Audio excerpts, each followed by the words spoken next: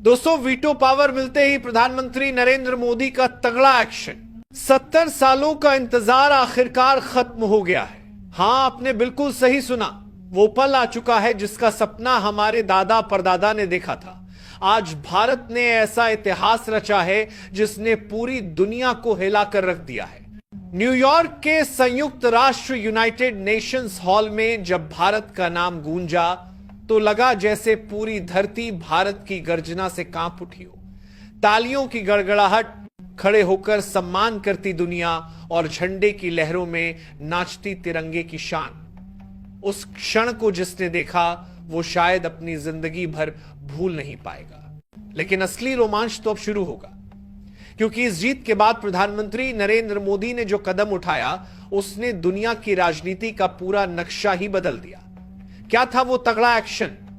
किसने भारत के आगे सिर झुकाया और किसके हाथों से सत्ता की बागडोर फिसल गई? यही सब हम आपको इस वीडियो में विस्तार से बताएंगे, तो सांस रोककर देखिएगा, क्योंकि आगे जो आप सुनने जा रहे हैं वो सिर्फ खबर नहीं, ये भारत के नए युग की आधिकारिक घोषणा है। एक सच्चे भारतीय होने का प्रमाण दीजिए।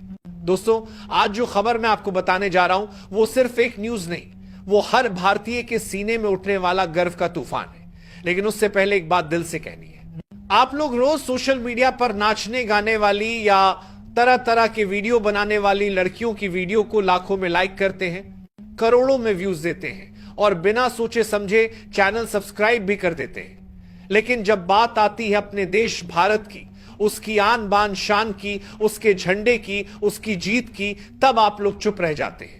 आज मैं आपसे पूछता हूं, क्या हमारी मातृभूमि, क्या हमारा भारत उस किसी भी वायरल वीडियो से कम है? नहीं दोस्तों, बिल्कुल नहीं।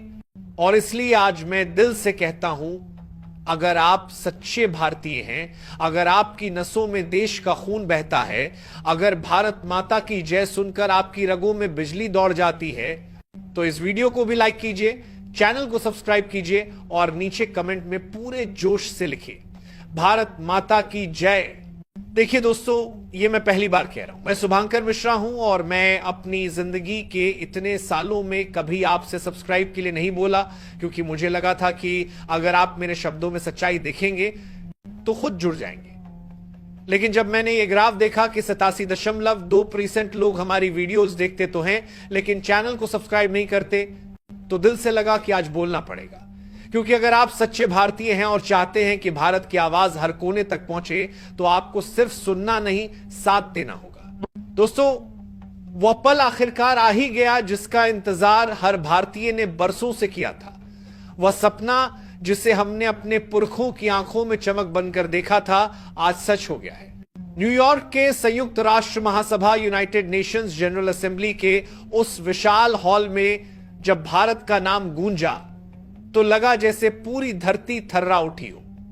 चारों तरफ तालियों की गूंज, खड़े होकर अभिनंदन करती भीड़ और गर्व से चमकते भारतीय प्रतिनिधियों के चेहरे। यह नजारा किसी फिल्म का क्लाइमेक्स नहीं, बल्कि एक नए भारत का वास्तविक दृश्य था। जब स्पीकर ने घोषणा की भारत को संयुक्त राष्ट्र सुरक्षा परिषद की स्थायी सदस्यता और वीटो पावर पर भारी बहुमत मिला है, तो हर भारतीय के दिल में जैसे बिजली दौड़ गई। सोचिए, 193 में से 146 देशों ने भारत के पक्ष में वोट डाला। यह सिर्फ एक आंकड़ा नहीं था, यह दुनिया का वह अटूट विश्वास था जो भारत पर जताया गया। वह भारत जिसे कभी गरीब देशों की सूची में गिना जाता था, आज वही भारत दुनिया के फैसलों की दिशा तय करने जा रहा है। यह जीत कूटनीति की किताबों में दर्ज होने वाली मिसाल बन चुकी है। यह जीत इतिहास के पन्नों में स्वर्ण अक्षरों में लिखी जाएगी, क्योंकि यह जीत उस सोच की है जो कहती है भारत अब किसी का अनुयायी नहीं बल्कि मार्गदर्शक बनेगा। दोस्तों, याद कीजिए 1945 का वो वक्त जब संयुक्त राष्ट्र की नींव रखी जा रही थी। तब भारत गुलामी की जंजीरों में जकड़ा हुआ था। हमारे पास ना आवाज थी, ना पहचान। दुनिया के बड़े बड़े देश अपनी ताकतें बांट रहे थे और भारत बस किनारे खड़ा एक दर्शक था।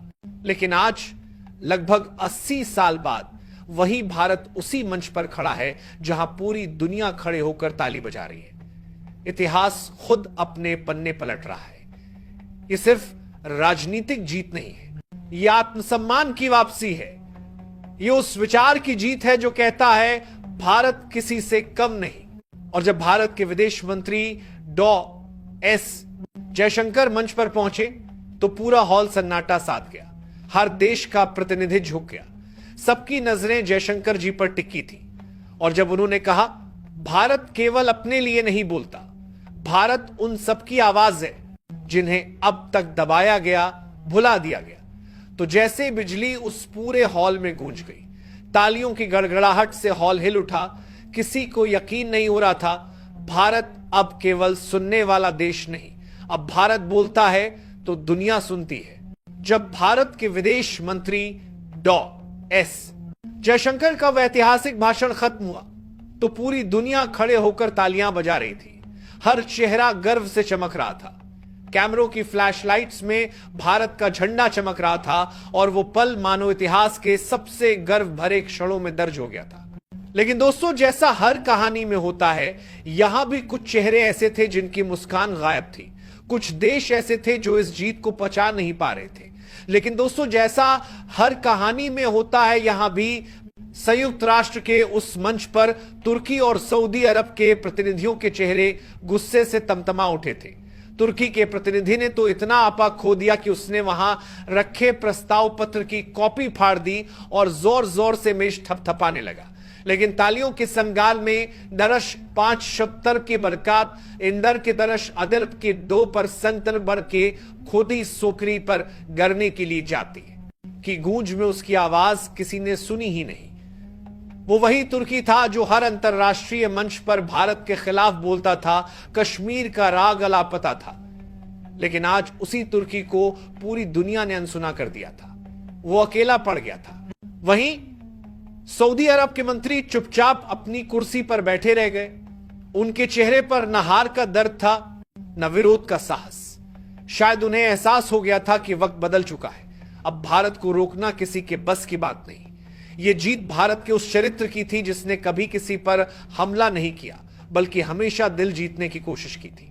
लेकिन दोस्तों, इस कहानी का सबसे बड़ा ट्विस्ट तब आया जब चीन ने भारत का समर्थन किया। हां, वही चीन जिसने दशकों तक भारत के रास्ते में कांटे बिछाए, वही चीन जिसने हर मंच पर भारत की राह रोकी। लेकिन इस बार उस चीन ने भी भारत के पक्ष में मतदान किया। जब चीनी प्रतिनिधि मंच पर खड़ा हुआ तो सबकी आंखें फटी रह गई। किसी को यकीन नहीं हो रहा था। लेकिन फिर उसने जो कहा, उसने पूरे हॉल को हिला दिया। उसने कहा, भारत एशिया की सच्ची आवाज है और भारत के बिना संयुक्त राष्ट्र अधूरा है।